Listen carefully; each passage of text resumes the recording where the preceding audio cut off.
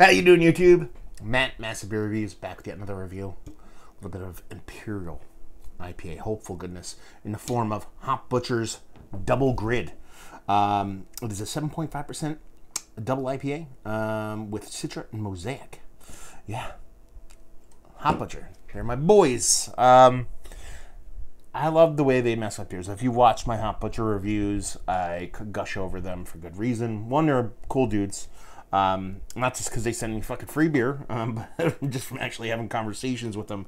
I just dig their mindset. But they fuck with hops in very cool, unique ways.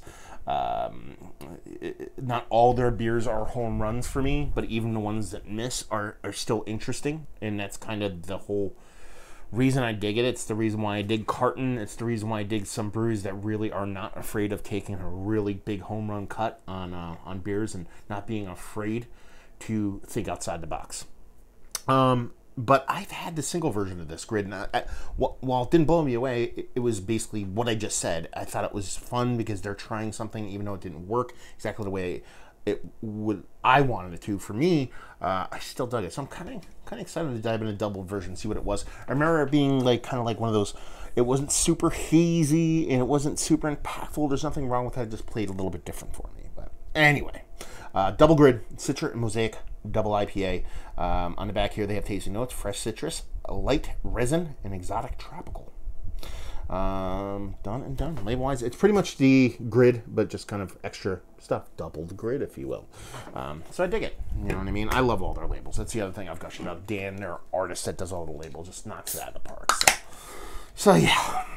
Let's see what she's got. Okay. Well, this is definitely hazier than the singled up version of it. I don't remember. I know there's grid, double grid. I'm assuming it's a doubled up or a jacked up version of the other one. There might be more of a story to it, but I don't know because you know me and research. Piggy Finger, infinite creaminess. I mean, like ridiculous, cool whippy style top to it. Uniform bubbles and that rich kind of orange core and a little bit of those kind of white cataracty edges. Haze for days. Let's get a nose.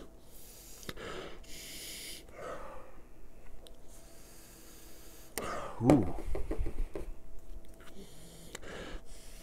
Okay. It's all about the man, that's rank. Yeah, it's filthy. It's a filthy, dirty beer. Good things. Yeah, it's definitely leaning heavily on the dirty side of things.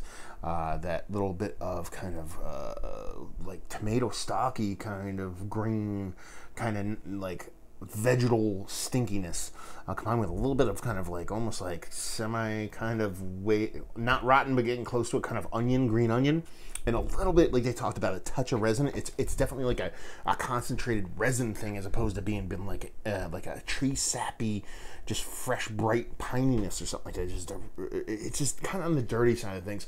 There's like a melon shit underneath it, and there's all kinds of like bits and pieces of fruit stuff underneath it, but I just can't get past it because of how filthy, florin filth the kind of beer comes off in a good way. And it's not like it's in your face, like grabbing your nostrils and just slamming you in a table. It's there, but more in a kind of it's soft but aggressive. I'm just gonna dive in. Cheers. I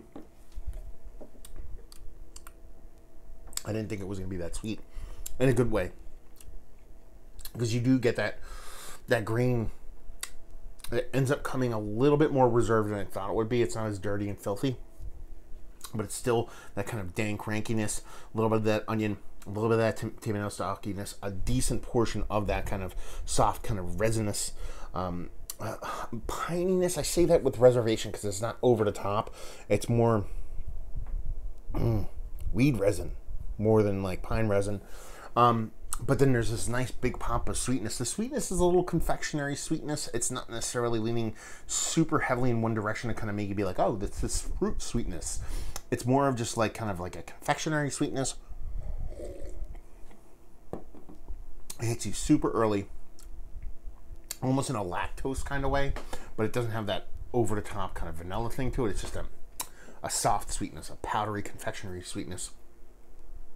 And there's like soft generic fruit kind of floating around. Again, I think that confectionery sweetness combined with that danky resinous portion of the show trumps a lot of those kind of perceived fruit flavors you typically get from these big hazy IPAs that we all talk about ad nauseum.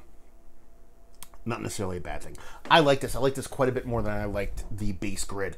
Like I said, and not that I didn't like the base grid, it just kind of missed the mark for me, impactful wise. This is way more in the kind of new school, kind of hazy New England style kind of realm, and I do dig that. Kind of, it's a weird one because this is probably one of the first Hop Butcher beers that I've had, and I didn't think about this until just this second. Take another sip.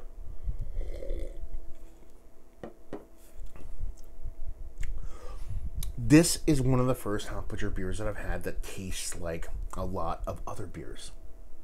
It kind of makes me sad a little bit. Nothing wrong with that. But this is definitely very close to what a lot of people are doing in the hazy realm. It's still unique enough, the way that kind of that ranky dankiness plays with that little bit of soft pop of confectionery sweetness, and not having an overt kind of fruit profile to it. But it definitely has that kind of, trying to be a, Kings of Kings in that world, the Treehouse Trilliums, kind of Hill Farmstead, kind of sweet, hazy New England style IPA thing. It's very much closer to that than anything I've had from Hop Butcher before. I don't mind it though. I love those beers, so I'm not going to sit here and say, oh, it sucks that they did that. But one of the things that really kind of turned me on about Hop Butcher was not that they were different for the sake of being different, but it was more like, okay, they take weird cuts, and this is a little bit more traditional. But it's cool that they can pull it off, because it's pretty damn tasty stuff. And like I said, I dug it more than the other grid, so, take my love, I should say, for those odd cuts at beers that are different takes on hops. But if you produce something that I like better, and it's a little bit more mainstream, for the lack of a better word, it's not necessarily a bad thing either. So yeah, I dig it. I like it. It's the most New England hazy typical beer that I've had from them, and they've done it pretty fucking well. So let's talk about it. Is one of the better New England style IPAs I've had as of late? Yes. Maybe not the best, but one of the better ones. Double IPA, I should say. Value and availability, I don't know. They send me free shit. But I think they're not line waiter brewery. They distribute.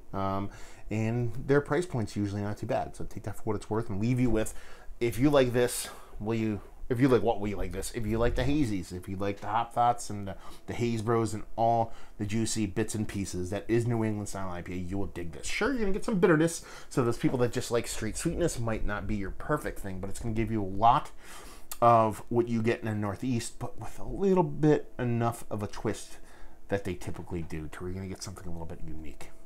That's not a bad thing. So there you go, another review in the books. Hopefully you guys enjoyed it. Down there, if you want to talk about it, Massive Beers. If you want to check me out doing the social media stuff, Beer Massive. You can hear me talking to Jeremiah and Jude from Hop Butcher. We sat down and talked for about an hour once, posted on the internet. It's called a podcast. You should check it out. Hopefully you guys enjoyed the review. Hopefully enjoying a nice hazy right now, and hope to see you next time. Cheers.